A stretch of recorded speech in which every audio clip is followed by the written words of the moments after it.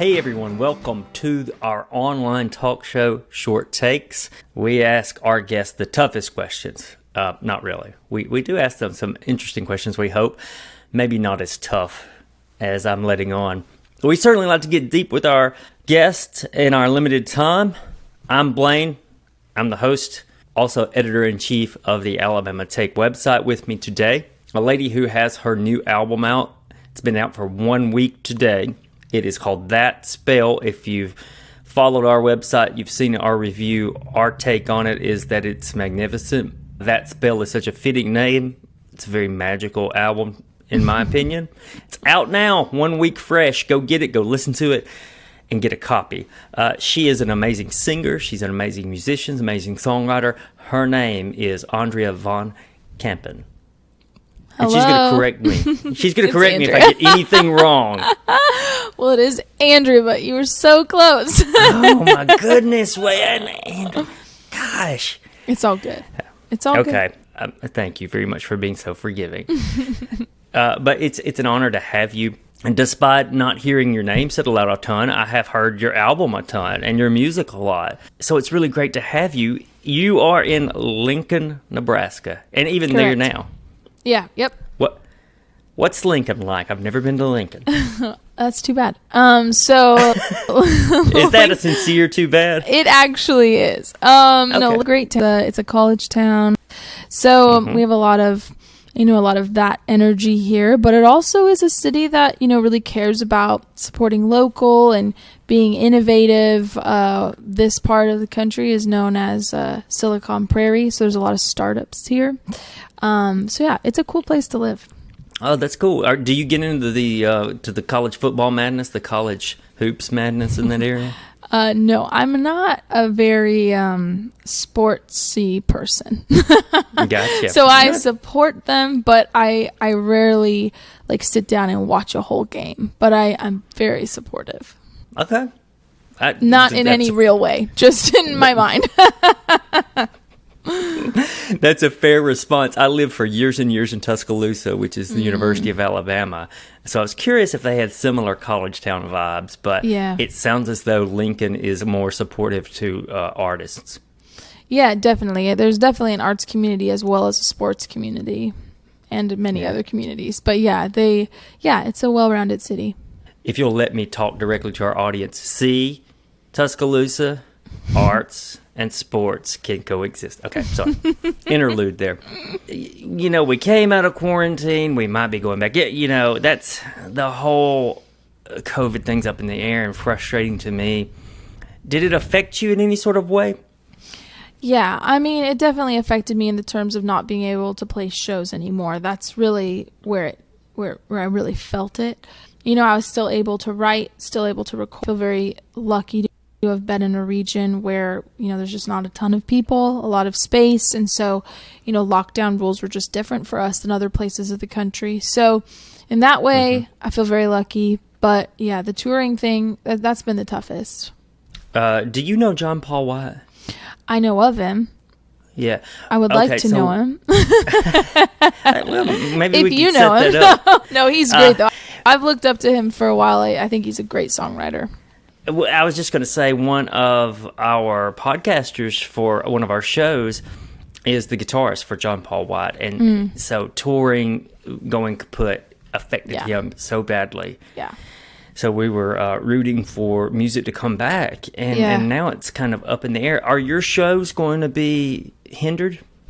I don't know yet. I'm hoping not. I have not heard any sort of talk of cancellations, but I do just think it's going to sort of be an evolving conversation. And, our top priority is really to keep people safe and, be able to stay themselves. So that's kind of the goal.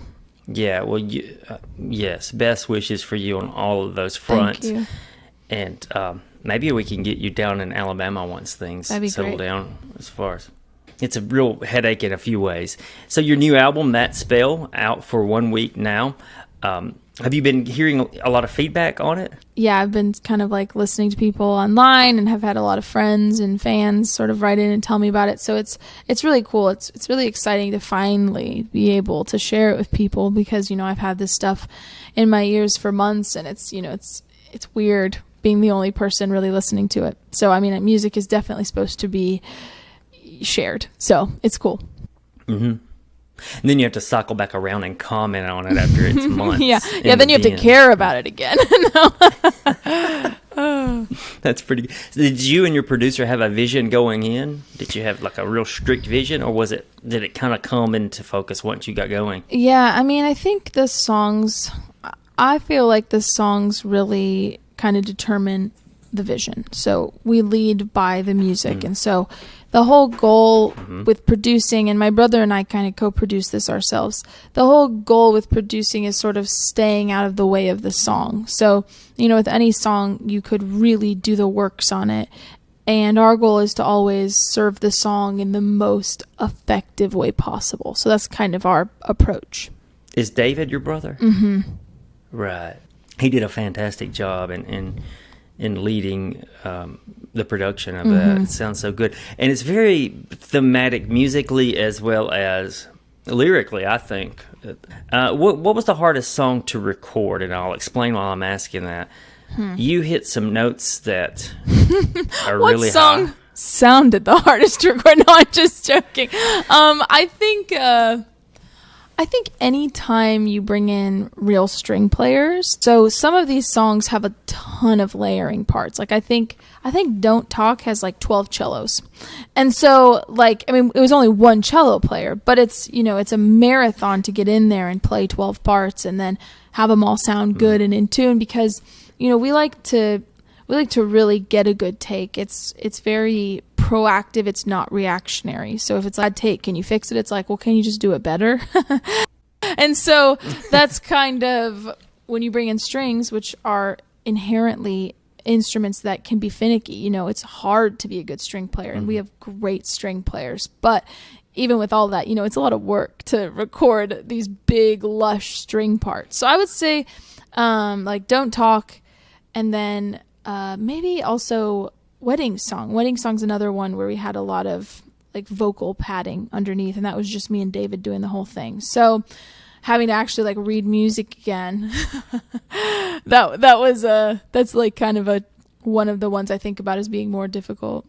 Read music again. Were you in band in high school? Yeah, well, I was in band and choir, and I do know how to read music. It's been a while since I've had to really work. Yeah, what'd you play in band? So in band, I played saxophone, alto saxophone. But then I was in college choir for 4 years, and I sang soprano. So I also got a music degree. So I obviously have to know how to read music. But yeah, it's never been my strong suit. It worked well on the album, I tell you. No, but you got some YouTube videos where you're playing live and you hit those notes, and so this is not a studio trick. This is not anything happening in post production. You covered "Forever Young" not too long ago. Is that your favorite cover, or do you have a favorite cover to pull off at parties or shows or sitting around the house? Forever Young did not come from my ideas at all. I would have probably never covered this song in my life. But my friend who owns a hardware shop in Wales asked me to cover just a simple acoustic version for his family's hardware Christmas commercial. And I was like, kind of a weird song for Christmas, but whatever. So we get in the studio. I mean, I'm playing one guitar, I'm singing. There's literally no tricks on this thing. It's so simple. And I don't even think I record the whole song. We cut out a verse because I was like, he only needs a minute and a half of this. And then I give it to my friend Tom. I think it's pretty, but I'm not really thinking much about it. And we didn't even release a version because it was just it was just a nice favor to a friend. And then suddenly this advertisement blows up. It's on BBC, it's on CNN, it's all over the place. And so after the fact, we're like, oh, we should probably release this. This is doing well. Let's release this song. And then, there's comments of why didn't you do all the verses? It's because I literally never thought anyone would hear this song. So, I mean, I think it's a great song. It's definitely not, I was really thinking before Tom asked me to cover it. So in terms of covers that I just really love to play, I'm a big Bob Dylan fan, so I really love Boots of Spanish Leather, If You See Her, Say Hello. Those are two I play a lot. I'm also a big Paul Simon fan, and I've been kind of like itching to get a good version of, just like a guitar vocal version of something to play a live show. So working up on something there. I love those artists. I was going to point to the Dylan records I've got nearby, but yeah, I love Dylan and Paul Simon. You have a devoted following. Is that true? Am I measuring the temperature of the room there? Man, I don't know. Yeah, you do. Yeah, you do. No, I've got some great people. I think, I was trying to gauge that from just from the reactions I've noticed. You're talking about sitting on those songs for so long and not being able to really share them with people because it would be kind of a spoiler, or you don't want to release too much. Do you have fans that are just begging you for new songs or asking you to speed up the process like that? I think when I started playing some of these songs on like Instagram Live, people would be like, "Oh my gosh, where can I hear that song? I've never heard that before." And you just kind of have to, oh, one day it'll be out. Like you had to do that old song and dance. But yeah, I mean, it's exciting though, and it's really cool that people are wanting to know and are aware of what songs aren't out, or realize you're playing something they've never heard before. Getting to that point is really exciting. Do you like social media? Yes and no. I like it in terms of playing for fans and interacting with fans, but in my own way of being a consumer, I don't always like it. I don't like the addictiveness that it holds. But I think a lot of people struggle with that part of it. Do you? For sure. I mean, definitely. And I can I'm tell. Glad I'm not alone. Oh, for sure. And it's like I can tell that my moods are like less up and down when I'm away from it. I can tell I'm just like a little bit more present with myself. And then I can feel sort of like that manic energy when I start to like consume it in long amounts of time. And being an artist or a musician, it's mandatory a little. Yeah, definitely. Okay, well let's get into the 4 questions. Cool. Our 4 pre-planned questions. Your music, and that spell in particular is the one I'll reference, is very calming despite the juxtaposition of the subject matter. So let's talk about that juxtaposition. What calms you in these existentially dreadful times, and is it really reliable? Whatever calms you, is it reliable in really personal turmoil times? Man, it's a great question. I read a ton. And I think that sort of being able out of your own head and experience someone else's life, whether it's fictional or not, is really important. I think reading is one of the best ways to build compassion. And so I'm a big advocate for reading, and I read a lot myself. And so I think that's a great way to just get out of your head, just get into someone else's head. I would say that's mainly what I do. I also really do enjoy meditation and yoga, and I think that those are really good things, really good ways to have quiet time. I think like more than ever, quiet time is so important, and it's so rare. So I think finding those moments where you're just not doing 40 different things in your mind at once are really good for your health and your mind. And so I think that those are probably the 3 things I do a lot of. And yeah, I would guess like, when things get rough, sort of sticking with that at least gives you some sort of centering, even if, obviously when things are really bad, sometimes you just have to feel those feelings and just be present with that as well. I'm going to cut back to the audience here.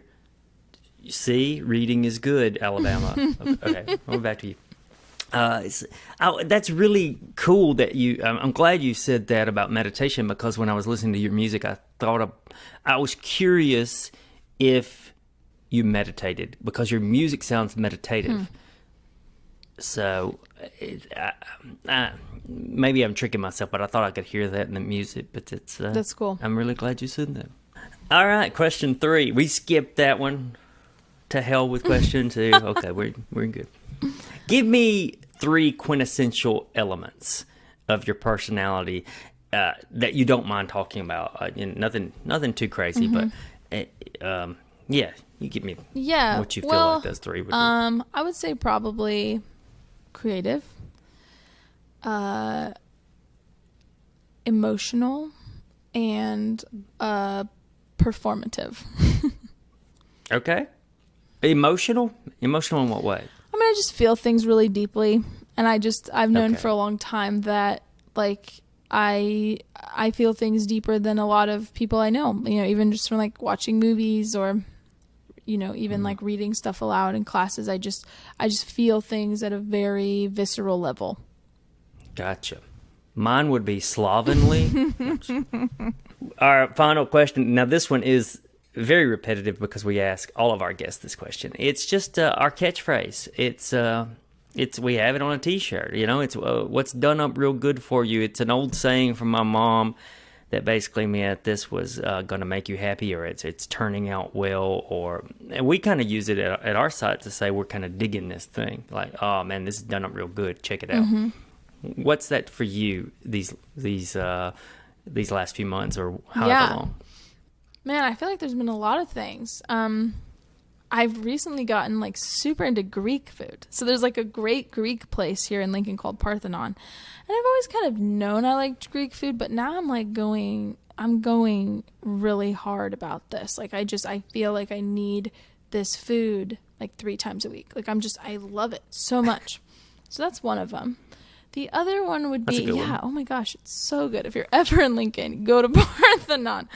The other would be Ted Lasso. Really getting into Ted Lasso. Yeah. Hilarious. Love it so much. I watch a lot of TV, so I have a lot of shows that I think are great. We just got HBO Max, and so Flight Attendant, I just watched all of that. That's awesome. Is it good? It's great. Really great. Yeah. So I would say those 3 things. Those are great. Yeah, we're really into Ted Lasso over at this site. We've been talking a lot about it on some of our recent shows. It's great. I haven't watched today's episode, though. I haven't either. Okay. I've been a little busy, but I'm going to try to watch it tonight. Yeah, me too. Yes. In fact, after this interview, I think I'm like you. I will sit and watch a lot of TV too. So that's those are great. We've come to the end. I hope it was painless. It was totally painless. Other than talking about death, it was painless. You are my new favorite musician. Oh, well, thank you. And I know you've been making music for, like, you're new, but new to me. That's how I'll say it. Well, thank you. And I'm so glad I heard your music, and I'm so glad that you were nice enough today to spend a few minutes with me and our viewers. Our viewers will get a kick out of this. And to our viewers, find that spell. Find it online, but get yourself a hard copy. You were doing signed copies for a bit, right? Am I right? Yeah, I think those are all a part of the ordered a signed copy. Yeah, cool. Very cool. I think that's what I got, so I'm still waiting for it, so it should be here in a day or two. I'll tell them to hurry it along. Is there anything I forgot? I think we're good. Folks should check you out online. You do. You have a really cool Instagram, like you were talking about. Your YouTube channel has some live performances of these songs. I will put those in the show notes just below, so click on those. Subscribe to her as well. It's good to be here. Thank you so much for having me. Yes, we'll do. Okay, thanks. To our viewers, I'll see you next week.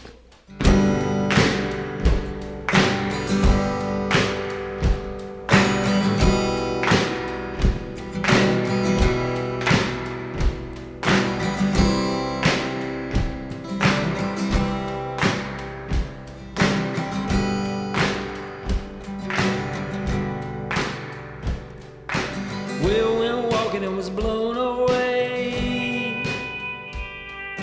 Found his finger by my mama's grave.